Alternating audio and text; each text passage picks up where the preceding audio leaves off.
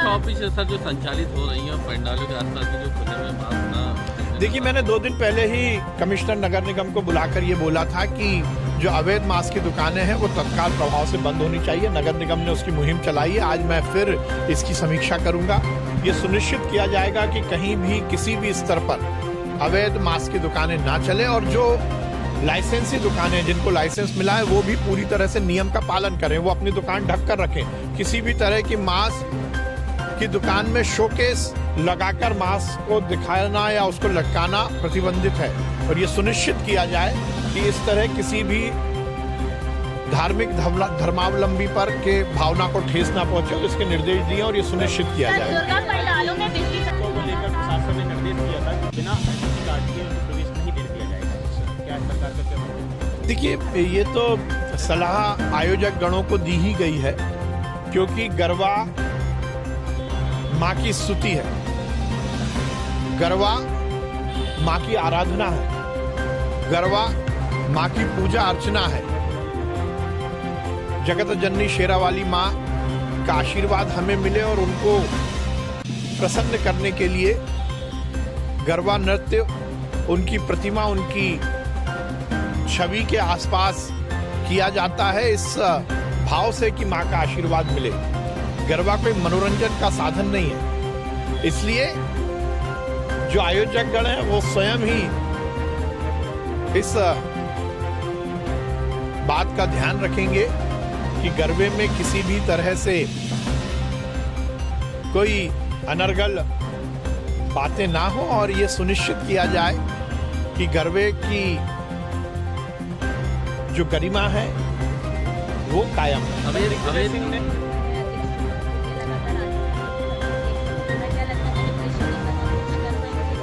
देखिए, रायता तो फैल ही गया है राजस्थान से लेकर मध्य प्रदेश तक, मध्य प्रदेश से लेकर दक्षिण के राज्यों तक, दक्षिण के राज्यों से लेकर पूरे देश में कांग्रेस बहुत कंफ्यूज स्थिति में है। राहुल गांधी जी भारत जोड़ो यात्रा कर रहे हैं और जो भारत को तोड़ने के लिए पाकिस्तान जिंदाबाद के नारे लगा रहे हैं उस लड़की को गले लगा रहे हैं।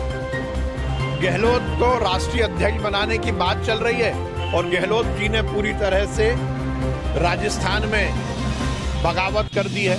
सचिन पायलट अपने हवाई जहाज की टेक ऑफ का ही इंतजार करते रह गए और उनका हवाई जहाज उड़ ही नहीं पाया। तो कांग्रेस की स्थिति तो बद से बदतर है। ये सुनिश्चित हो गया कि कांग्रेस डूबता हुआ जहाज है, परंतु दुर्भाग्य यह है कि उस जहाज को किसी और ने नहीं डुबाया, कांग्रेस ही डुबा रहे हैं। चाहे वो शशि थरूर हो, चाहे दिग्विजय सिंह जी हो। अब दिग्विजय सिंह जी बीच में सोच रहे हैं कि बिल्ली के भाग से छीका फूट जाए और मैं अध्यक्ष बन जाऊं। तो मुद्दा तो यही आ रहा है कि हर एक कंफ्यूज है और ये इसलिए है कि कांग्रेस की ना नीति है, ना नेता है, ना नियत है। जब किसी संस्था के पास ना नीति, नेता और नियत की कमी होती है तो ऐसी ही स्थिति बनती है। देखिए, गांव से लेके शहर तक पहले जो 2 महीने पहले चुनाव हुए उसमें भी कमल ही जीता था। जनता का भारतीय जनता पार्टी के प्रति, नरेंद्र मोदी जी के प्रति और शिवराज सिंह चौहान जी के प्रति एक अलग आकर्षण है। मध्य प्रदेश की जनता इस बात का पूरा विश्वास रखती है कि यदि केंद्र में भाजपा की सरकार है, प्रदेश में भाजपा की सरकार है, तो नगर में और गांव में भी भाजपा की सरकार होनी चाहिए। इसलिए भारतीय जनता पार्टी प्रचंड बहुमत से जीतेगी और हम अपने विकास और कल्याण के एजेंडे को लागू करेंगे। सर, कल कैबिनेट की बैठक जेल में रखी है और महाकाल कॉरिडोर का भी आप लोग देखिए, ये हम सबका सौभाग्य है कि महाकाल बाबा के प्रदेश में हम सब निवास करते हैं। उज्जैन महाकाल बाबा की नगरी है। उज्जैन का अपना ऐतिहासिक इतिहास भी है। भगवान कृष्ण ने वहां पर शिक्षा ग्रहण की और मध्य प्रदेश को और पूरे देश को महाकाल बाबा का आशीर्वाद है। महाकाल बाबा का प्रांगण अब एक नए कलेवर में उसका विकास हो रहा है। वैसे तो महाकाल बाबा अपने आप में ही बहुत दिव्य हैं, पर उनके आशीर्वाद से अब महाकाल बाबा का प्रांगण और विस्तार ले रहा है। माननीय प्रधानमंत्री जी स्वयं उस कार्यक्रम में उपस्थित होने वाले हैं। माननीय मुख्यमंत्री जी ने ये निश्चित किया है कि कल कैबिनेट की बैठक उज्जैन में आयोजित की जाएगी। हम सब महाकाल बाबा का आशीर्वाद देंगे इस संकल्प के साथ कि जिस उद्देश्य से भारतीय जनता पार्टी की सरकार मध्य प्रदेश में काम कर रही है, जनता का कल्याण, प्रदेश का विकास,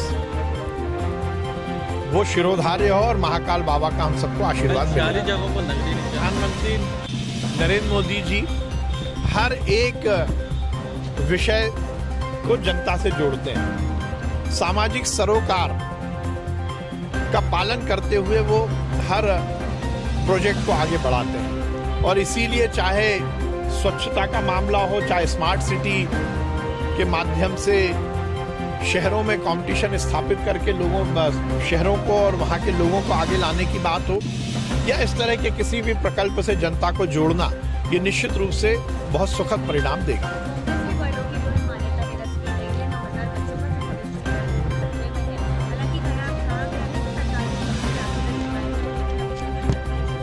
नहीं, देखिए, उसका युक्तिकरण किया जाएगा और ये सुनिश्चित किया जाएगा कि किसी भी छात्र का, किसी भी बच्चे का भविष्य ना बिगड़े। परंतु ये भी सुनिश्चित करना बहुत जरूरी है कि सभी स्कूल पूरी तरह से नियम और धर्म का पालन करें। इसलिए ये तो सुनिश्चित किया ही जाएगा कि सब स्कूल नियम से पूरी तरह से जो रूल्स हैं उसका पालन करें। परंतु यदि स्कूल में बच्चे पढ़ रहे हैं और उसकी मान्यता में दिक्कत है तो उन बच्चों का भविष्य के साथ खिलवाड़ नहीं होगा, ये सुनिश्चित किया जाएगा। प्रधानमंत्री ने मंजूर देखिए, दिग्विजय सिंह जैसे देशद्रोही जो आतंकवादियों को संरक्षण देने की बात करते हैं, जो पाकिस्तान परस्ती की बात करते हैं, उनको उनके सर्टिफिकेट की किसी को जरूरत नहीं है। दिग्विजय सिंह को जैसे नेता केवल वैमनस्य की राजनीति आगे बढ़ाते हैं, उनके सर्टिफिकेट की जरूरत नहीं है।